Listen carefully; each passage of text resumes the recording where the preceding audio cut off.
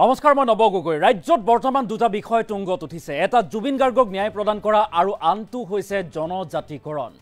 জনজাতিকৰণৰ দাবীৰে ৬ জনগোষ্ঠীয়ে এতিয়া ৰাজ্যজুৰি উত্তাল প্ৰতিবাদী কাৰ্যসূচী ৰূপায়ণ কৰিছে আৰু বিজেপি চৰকাৰ বিৰোধী শ্লোগান দি খিলঞ্জীয়া এতিয়া ৰাজপথলৈ ওলাই আহিছে আৰু তাৰ পাছত বিজেপি চৰকাৰক সময়সীমা বান্ধি দিয়া হৈছে। আৰু এইবাৰ শ্ৰীভূমিত চুতীয়া সম্প্ৰদায়ৰ শ লোকে ৰাজপথ কপাই বিজেপি চৰকাৰক বান্ধি দিছে সময়সীমা। ৩ মাহৰ ভিতৰত যদি চুতীয়া সম্প্ৰদায়ক জনজাতিকৰণৰ মৰ্যাদা প্ৰদান নকৰে তেনেহ'লে ভয়াৱহ পৰিস্থিতিৰ সন্মুখীন হ'ব। এটা ডাঙৰ খবৰ আমি এই মুহূৰ্তত লৈ আহিছোঁ। বিজেপি চৰকাৰৰ বিৰুদ্ধে ৰাজপথলৈ ওলাই আহিছে খিলঞ্জীয়া। এইবাৰ খিলঞ্জীয়াই কপাইছে ৰাজপথ। ২৬ৰ বিধানসভা নিৰ্বাচনৰ প্ৰাক্ষণত ৬ জনগোষ্ঠীক জনজাতিকৰণৰ দাবী উত্থাপন কৰিছে। ৩ মাহৰ ভিতৰত চুতীয়া জনগোষ্ঠীক জনজাতিকৰণৰ মৰ্যাদা প্ৰদানৰ দাবী, অন্যথা বিজেপি চৰকাৰৰ বিৰুদ্ধে হ'ব ধাৰাবাহিক আন্দোলন। উজনিৰ পৰা নামনিলৈকে হৈছে প্ৰতিবাদ। জনজাতিকৰণৰ প্ৰতিশ্ৰুতি দি চৰকাৰখনে চুতীয়া সম্প্ৰদায়ক প্ৰতাৰণা কৰাৰ অভিযোগ উত্থাপন হৈছে আৰু জনজাতিকৰণ নিদিলে ২৬ৰ নিৰ্বাচনত প্ৰত্যুত্তৰ দিয়াৰো এতিয়া হুংকাৰ প্ৰদান কৰা হৈছে।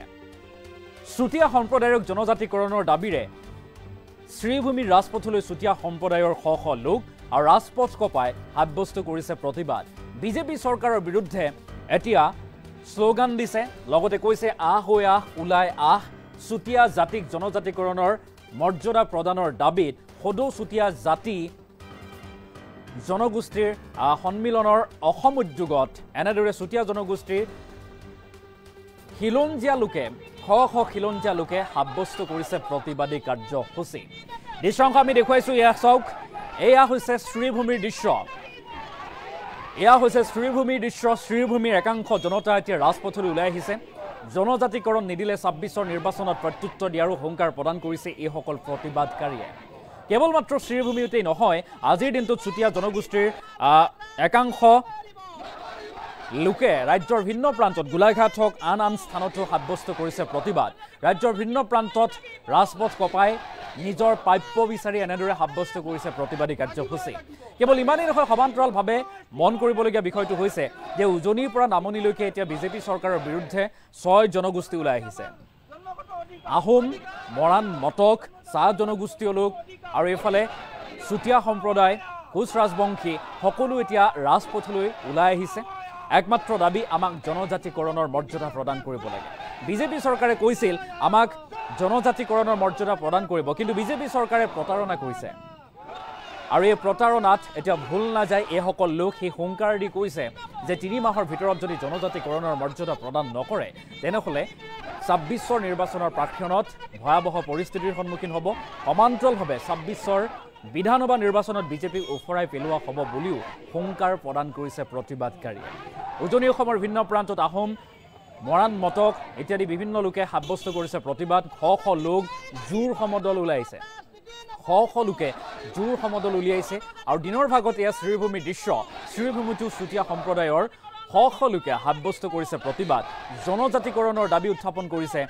জনজাতিকৰণ নিদিলে বিজেপি চৰকাৰৰ বিৰুদ্ধে ধাৰাবাহিক আন্দোলনৰো হুংকাৰ প্ৰদান কৰিছে এইসকল লোকে। উইথ এম্বিয়েন্স কিছু দৃশ্যাংশ দেখুৱাইছোঁ, তাৰ পিছতেই মন্তব্য আছে, আমি মন্তব্য আগবঢ়াম।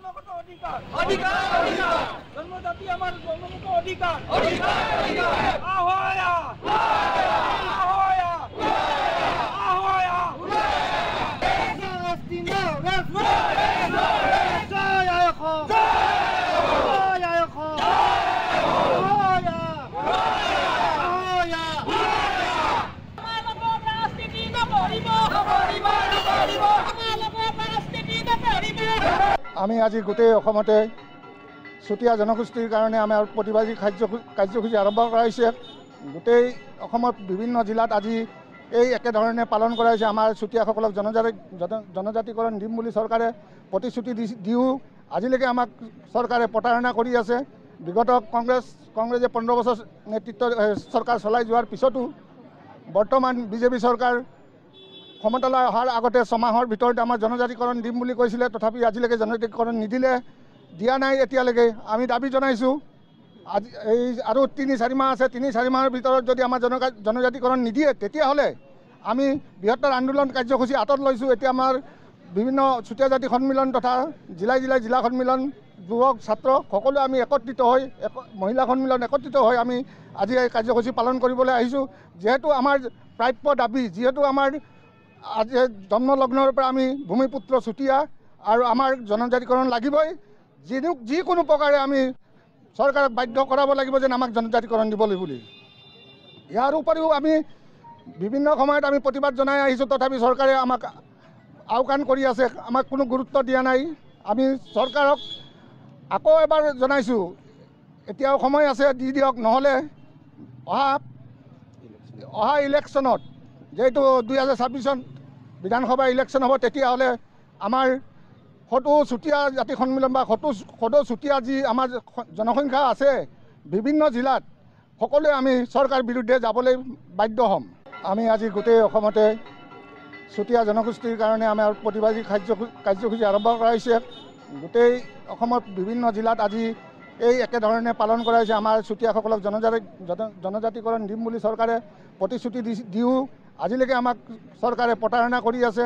বিগত কংগ্ৰেছে 15 বছৰ নেতৃত্ব চৰকাৰ চলাই যোৱাৰ পিছতো বৰ্তমান বিজেপি চৰকাৰ ক্ষমতালৈ অহাৰ আগতে 6 মাহৰ ভিতৰতে আমাৰ জনজাতিকৰণ দিম বুলি কৈছিলে, তথাপি আজিলৈকে জনজাতিকৰণ দিয়া নাই। এতিয়ালৈকে আমি দাবী জনাইছোঁ আজি এই আৰু 3-4 মাহ আছে, 3-4 মাহৰ ভিতৰত যদি আমাৰ জনজাতিকৰণ নিদিয়ে, তেতিয়াহ'লে আমি বৃহত্তৰ আন্দোলন কাৰ্যসূচী হাতত লৈছোঁ। এতিয়া আমাৰ বিভিন্ন চুতীয়া জাতি সন্মিলন তথা জিলা সন্মিলন, যুৱক ছাত্ৰ সকলোৱে আমি একত্ৰিত হৈ মহিলা সন্মিলন একত্ৰিত হৈ আমি আজি এই কাৰ্যসূচী পালন কৰিবলৈ আহিছোঁ।